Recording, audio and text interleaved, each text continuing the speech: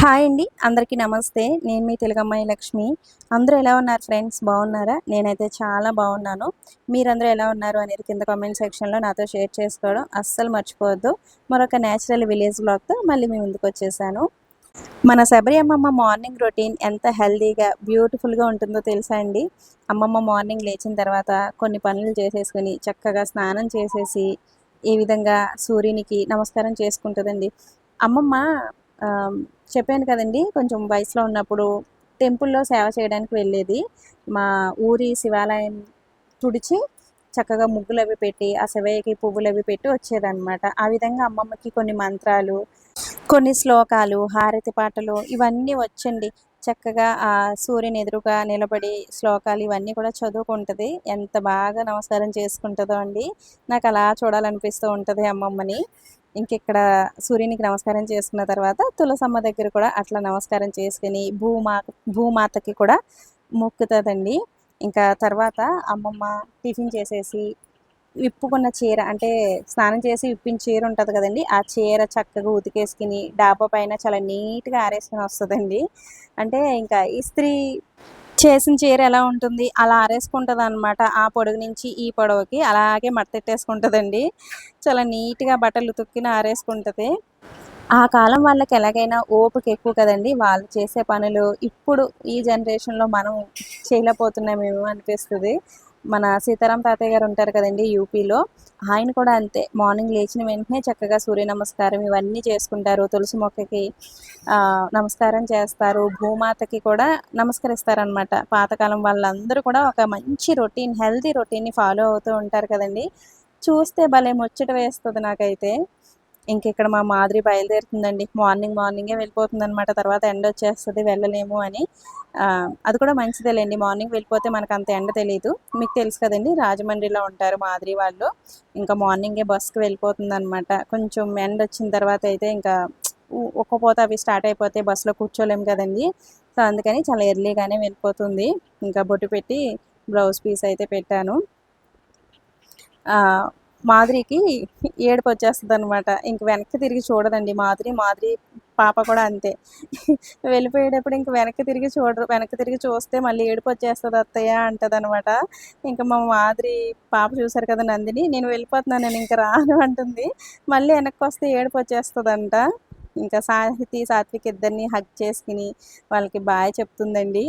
ఆహ్ పిల్లలందరూ భలే కలిసిపోతారు గదా! ఇక్కడున్న ఈ 4 రోజులు భలే హ్యాపీగా ఆడుకున్నారండి పాపం అందరూ కూడా.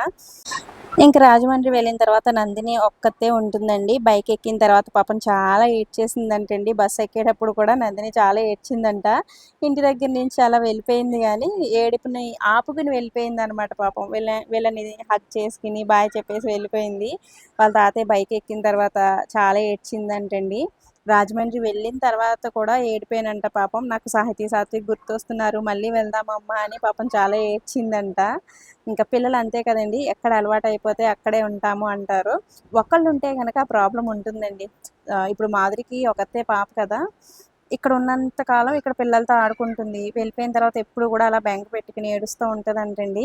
ఇప్పుడు సాత్విక్ ఉన్నారంటే ఇద్దరుంటారు గాబట్టి వాళ్ళిద్దరూ ఆడుకుంటూ అలా ఉంటారు. మేమిక్కడికొచ్చి వెళ్ళినా కూడా ఇంక ఇక్కడ వాళ్ళ గురించి ఆలోచించడం అదేం పెద్దగా ఉండదనమాట. ఇంక వాళ్ళిద్దరూ ఉంటారు కాబట్టి ఇద్దరు ఆడుకోవడం అలా చేస్తారు. సో, అదనమాట. మాధురి అయితే వెళ్ళిపోయిందండి. సో, వెళ్ళిపోయిన తర్వాత ఎందుకో ఇల్లంతా బోసిపోయినట్టు, డల్‌గా ఉన్నట్టు అలా అనిపించింది. మా పిల్లలకు కూడా చాలా బోర్ అనిపించిందండి నందిని లేకపోవడం. ఇంకా వచ్చిన వాళ్ళు ఉండిపోరు కదా! ఎక్కడ వాళ్ళు అక్కడికి వెళ్ళాల్సిందే. ఇంకొక 2 వీక్స్ ఆగితే మేము కూడా వెళ్ళిపోతాము. సో, అదనమాట. మన శబరి అమ్మమ్మ కూడా అదే అంటుంది. వాళ్ళు వెళ్ళిపోయినందుకు శబరి అమ్మమ్మ చాలా ఫీల్ అయిపోతుందండి పాపం. పిల్లలుంటేనే ఇల్లు చాలా సందడిగా ఉంటుంది కదండీ! ఒక్కొక్కరు వెళ్ళిపోతూ ఉంటే ఇల్లు బోసిపోతూ ఉంటుంది. ఇంకా మార్నింగ్ బ్రేక్‌ఫాస్ట్‌లోకి నేను బజ్జీలు వేశాను. ముందు రోజు ఇడ్లీ బ్యాటర్ ఉందనమాట. ఆ ఇడ్లీ బ్యాటర్‌లో మైదా మిక్స్ చేసేసి బజ్జీలు వేశాను. చాలా వచ్చాయి. ఇంకా బ్రేక్‌ఫాస్ట్ అయిపోయిన తర్వాత లంచ్ ప్రిపరేషన్ అయితే స్టార్ట్ చేసేసాము. పెరట్లో తోటకూర కాడలు ఉంటాయండి మాకు. చాలా ఉంటాయి. నార్మల్ తోటకూర విత్తనాలు, ఈ తోటకూర కాడలు విత్తనాలు సెపరేట్‌గా ఉంటాయేమో నాకు పెద్దగా ఐడియా లేదండి. లేదంటే తోటకూర కట్ చేయకుండా వదిలేస్తే ఇట్లా పెద్దగా అయిపోతాయేమో. కానీ మా పెరట్లో చాలా తోటకూర కాడలు ఉంటాయండి. ఈ కాడ చాలా టేస్ట్ అనమాట. ఇది పులుసు, ఇగురు కూడా ప్రిపేర్ చేసుకోవచ్చు.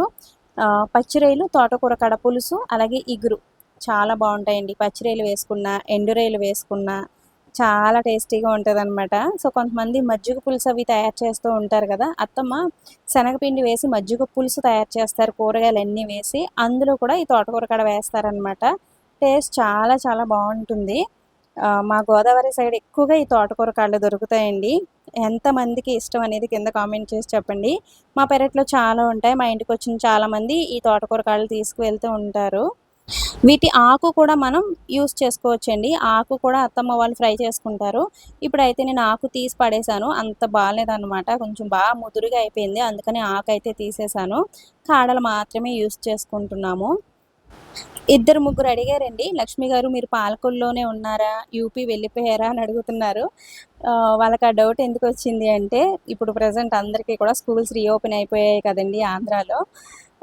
అందుకని డౌట్ వచ్చిందనమాట. నేను యూపీలో ఉన్నప్పుడే చెప్పాను కదండి, సాహితీ సాత్విక్ ఇద్దరికి జూలై 1 నుంచి స్కూల్ అనమాట. జూన్ మొత్తం హాలిడేసే అండి. అందుకని నేను జూన్ మంత్లో ఇక్కడికి వచ్చాను. జూన్ మంత్ ఎండింగ్ వరకు ఇక్కడ ఉంటాను. నేను ప్రజెంట్ పాలకొల్లులోనే ఉన్నాను. అంటే నేను వచ్చి ఒక 2 వీక్స్ ఉండి వెళ్ళిపోయానేమో, యూపీ వెళ్ళిపోయిన తర్వాత వ్లాగ్స్ అప్లోడ్ చేస్తున్నానేమో అని అనుకుంటున్నారనమాట. లేదండి, నేను పాలకొల్లులోనే ఉన్నాను. నేను పెట్టే వ్లాగ్స్ అన్నీ కూడా రీసెంట్‌గా అంటే ఒక 2 డేస్ బ్యాకు షూట్ చేసినవి ఎప్పటికప్పుడే ఎడిట్ చేసి అప్లోడ్ చేసేస్తున్నాను. ఇంకిక్కడ తోటకూర కాడలు, అలాగే ఆనియన్స్ అన్నీ కూడా నేను కట్ చేసి ఇచ్చాను. అత్తమ్మ కర్రీ అయితే ప్రిపేర్ చేసేసారు. చాలామంది అత్తమ్మ రెసిపీస్, అమ్మమ్మ రెసిపీస్ కూడా షూట్ చేసి పెట్టమంటున్నారండి. అస్సలు కుదరట్లేదు. నేను ఏదో ఒక పనిలో ఉండడం, వీళ్ళు ఇంక వంటలు చేసేయడం అట్లా ఉంటుందనమాట. బట్ నెక్స్ట్ టైం నుంచి తప్పకుండా కొన్ని యూనిక్ రెసిపీస్ అయితే మీకోసం షూట్ చేసి అప్లోడ్ చేస్తాను. ఇంక ఈరోజు మా లంచ్ స్పెషల్ తోటకూర కాడ పచ్చిరొయ్యల పులుసండి. అందులోనే అత్తమ్మ ఎగ్స్ కూడా వేశారు. పిల్లలు పచ్చిరొయ్యలు సరిగ్గా తినరనమాట. ఎగ్ వేస్తే తింటారు అని ఎగ్స్ కూడా వేశారనమాట. నేనైతే ఎగ్ వేసుకోలేదు. నాకైతే అత్తమ్మ పచ్చిరొయ్యలన్నీ కూడా ఏరి వేశారనమాట. ఈ తోటకూర కాడ ఎంత మెత్తగా ఉడికిపోతుందో అండి. టేస్ట్ కూడా చాలా బాగుంటుందనమాట. చూస్తున్నారు కదా! ఇది మనం కుక్కర్‌లో కూడా పెట్టుకోని అవసరం లేదండి. నార్మల్‌గా అత్తమ్మ కూర దాకలోనే వండేశారు. మసాలా వేసి వండారనమాట. చేపల మసాలా వేస్తారండి. అంటే ఆహ్, అల్లం, వెల్లుల్లి, ఆనియన్స్ ఇవన్నీ కూడా పేస్ట్ చేసి మనకు కొంచెం చేపల కూర ఫ్లేవర్ ఉంటుంది. సో, అట్లా అత్తమ్మ ప్రిపేర్ చేస్తారు ఈ పులుసు. చాలా బావుంది. అలాగే మా ఆడపడుచు వాళ్ళు చిన్న చేపల పులుసు పెట్టుకున్నారంట. సో, అది కూడా పంపించారనమాట. ఇంకా 2 కూరలు వేసుకొని సో, లంచ్ అయితే కంప్లీట్ చేసేసాను. నేనిక్కడ మార్నింగ్ మంచిగా దోరగా అయిన జామకాయ చూశానండి. భోజనం చేసిన తర్వాత కట్ చేసుకొని తిందాంలే అని ఉంచేసాననమాట. కానీ ఎప్పుడు చూసాయో చిలకలు ఈ విధంగా సగం కట్ చేసుకొని తినేసాయి. నేను పైనున్న జామకాయలు మాత్రమే తింటాయి. కిందున్నవి కనిపించవేమో అని అనుకున్నానండి. సో, లేదంటే మార్నింగే కట్ చేసి పక్కన పెట్టేసుకునేదాన్ని. ఇక్కడికొచ్చిన తర్వాత మా పెరటి జామకాయలు అస్సలు తినలేదండి.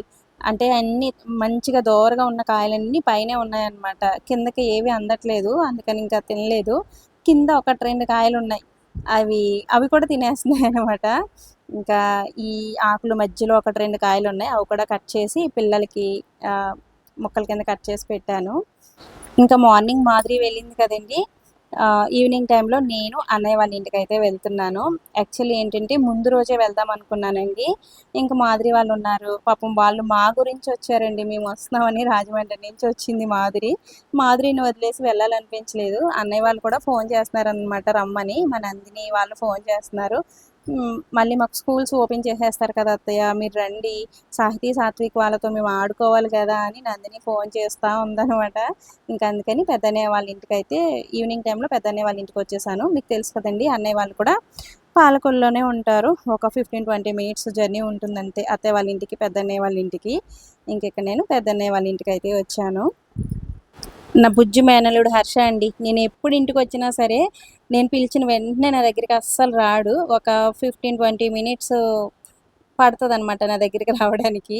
మొన్న మా అత్తయ్య గారి ఇంటికొచ్చాడు కదండీ నేను వచ్చిన రోజున. అప్పుడు బానే కలిసిపోయాడు. బానే వచ్చేసాడు గానీ నా దగ్గరికి. ఇప్పుడు మళ్ళీ కొత్తగా ఉందనమాట.